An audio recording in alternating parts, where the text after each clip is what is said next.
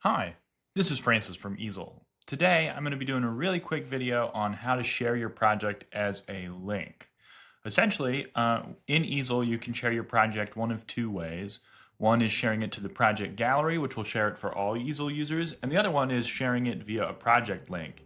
And this means you'll get a link that's generated that you can then send to people and share the project with them this way. This is really great if, let's say, you're working on a project for a client and you want to share the project with them. You can generate that link, send it to them in an email, and they'll be able to take a look at the project. And it's a relatively simple process, but I'm just going to run through it really quick. Essentially, I've got my project here, and I want to share it via a link. I can go over to the share button in the upper right-hand corner. When I click on it, I'm given three options: keep it as private, share via link, and share to gallery.